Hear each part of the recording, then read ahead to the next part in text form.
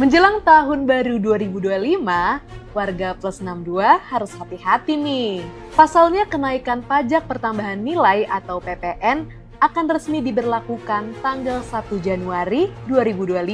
Aturan kenaikan PPN menjadi 12% ini sebenarnya sudah disahkan sejak tahun 2021 dan tertuang dalam UU nomor 7 tahun 2021 tentang harmonisasi peraturan pajak atau HPP. Menjelang diberlakukan, kenaikan PPN ini menjadi perhatian publik karena dianggap memberatkan kelas menengah ke bawah. Simak ulasannya di Voy hari ini. Menteri Keuangan Sri Mulyani mengatakan bahwa kenaikan PPN dari 11% menjadi 12% ini dilakukan untuk menjaga agar APBN tetap sehat. Dengan begitu, jika terjadi krisis keuangan global atau pandemi, pemerintah bisa menggunakan dana APBN. Sebenarnya sah-sah saja jika pemerintah berdalih menaikkan PPN demi APBN. Yang jadi masalah adalah kebijakan itu diberlakukan untuk seluruh masyarakat Indonesia, di mana masyarakat kelas menengah dan ke bawah juga ikut membayar kenaikan pajak tersebut. Sejumlah ekonom melihat meski PPN hanya naik 1%, namun dampaknya sangat besar. Bisa mengurangi daya beli masyarakat sampai ogah belanja karena pajaknya makin besar. Hal itu tentunya akan menghambat pertumbuhan ekonomi yang ditargetkan mencapai 8% di era pemerintahan Prabowo Gibran. Padahal, Prabowo sedang gencar-gencarnya melakukan pertemuan bilateral, bertemu dengan sejumlah kepala negara untuk berkolaborasi agar bisa mencapai pertumbuhan ekonomi Indonesia hingga 8%. Rasanya, apa yang dilakukan Prabowo itu akan sia-sia jika pemerintah membuat kebijakan yang menyengsarakan rakyat seperti kenaikan PPN dan penyesuaian tarif baru pajak penghasilan atau PPh pasal 21.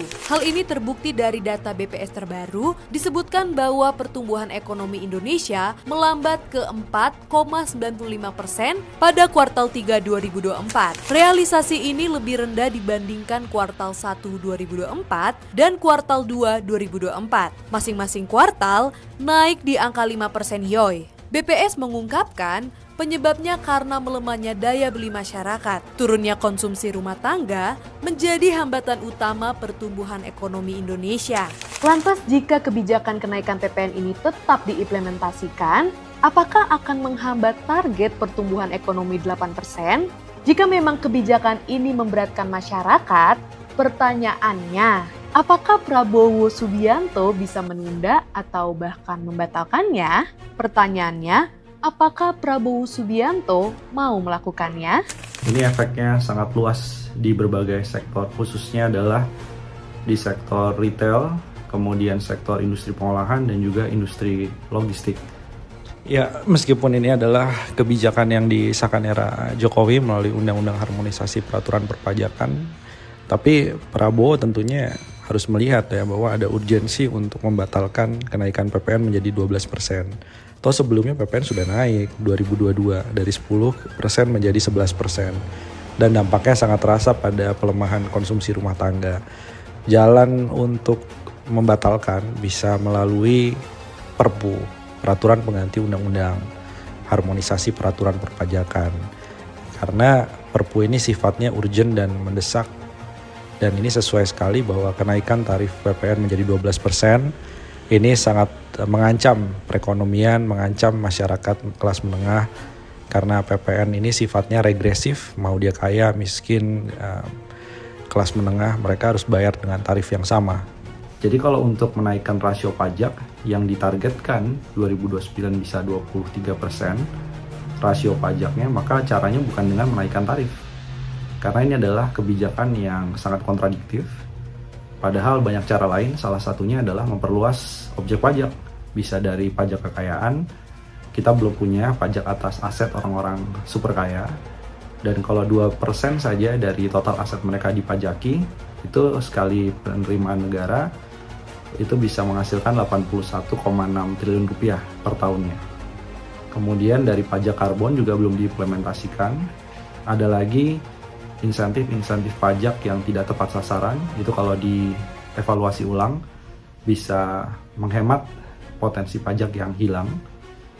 Dan banyak pajak-pajak baru, salah satunya adalah pajak produksi batubara.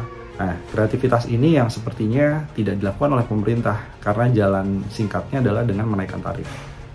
Di Kolombia pernah terjadi hal serupa pasca pandemi ketika pemerintah memaksa menaikkan tarif PPN, terjadi gelombang protes dari lapisan masyarakat, seluruh lapisan masyarakat, dan efeknya tentu akan terasa sangat signifikan sehingga saat itu pemerintah Kolombia membatalkan kenaikan tarif PPN-nya.